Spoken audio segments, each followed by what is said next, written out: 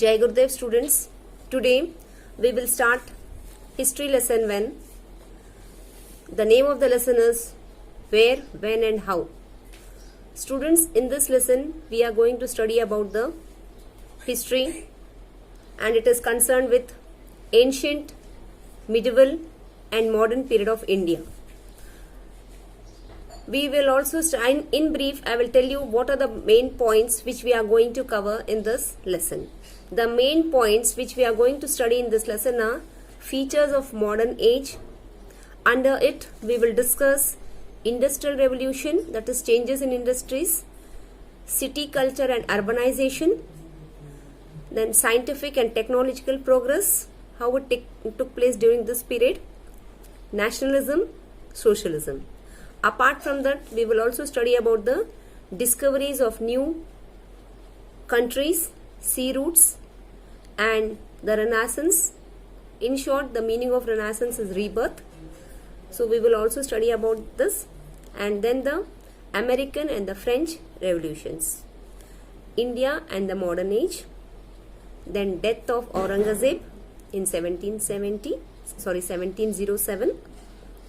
Then we will discuss about the sources of modern Indian history, official records of the Indian history, other sources, and at last, in the last of this lesson, we will study about the historical monuments. So these are the few important points which we are going to study in this lesson 1 history. Now let me start the lesson. In previous class, that is class 7th, we studied about the medieval history. And in this year, we will study about the modern period of India, which generally starts with the coming up of the British in the 18th century. The modern period differs from one country to another. For example, the modern period in European countries had already started when India was still in medieval age.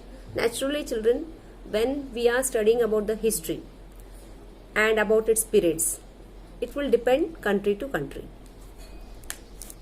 Beside the European colonization of Asia and African countries, including India, there are certain features of modern age.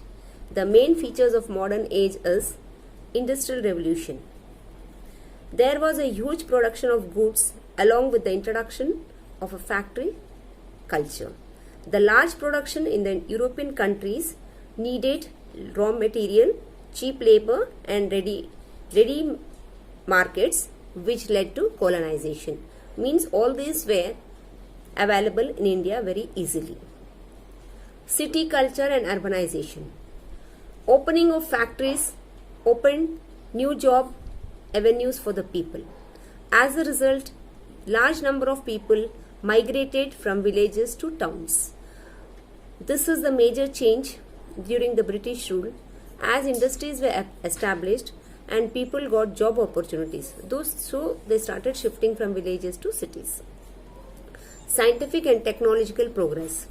This was a time when several inventions took place and made people more aware scientifically. Nationalism. People became more concerned and emotionally attached to their country, giving rise to a feeling of nationalism and a historic consciousness. Socialism. With nationalism, there was also the rise of concept of socialism, that is, state where distribution of the wealth was equal and means of production were owned by the people as a whole and not the state or individuals. Means here wealth was distributed equally but the production was owned only by the people.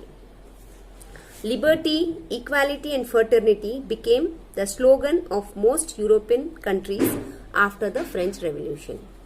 Discoveries of new countries and sea routes. The geographical discoveries of the 16th century had a great impact on the modernization of the world. Among these discoveries, the famous, most important discovery was given by the Vasco da Gama, discovery of new route to India. Here I will tell you in general what did Vasco da Gama. he discovered sea route from Europe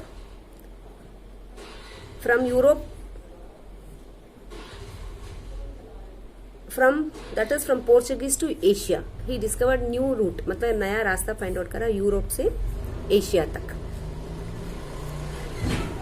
He was the first European to reach India. Vasco da Gama discovery of the new route to India was a major event not only for India but for the whole world. The above changes were due to the Renaissance. Renaissance, as I told you, it is a meaning of, in short, it is known as rebirth. The Industrial Revolution and the American and the French Revolutions. These events began in Europe and influenced the countries of Asia, Africa, including India as well. The Renaissance, now we will study about the Renaissance. The Renaissance or the rebirth was a cultural movement which started in Europe in the 16th century. It gave rise to an attitude of questioning, reasoning, exploring and experimentation. All this took place during this Renaissance period in 16th century. It also gave birth to humanism and challenged the supremacy of the church. The Industrial Revolution was an economic movement which started in Britain. Several machines were invented to increase production massively, that is more in number. And a new culture known as the factory culture or system started. This factory system took the place of the domestic system and made production of goods faster and cheaper. Means during the 16th century the production was large in number and it was faster and also cheaper. The Industrial Revolution was followed by colonization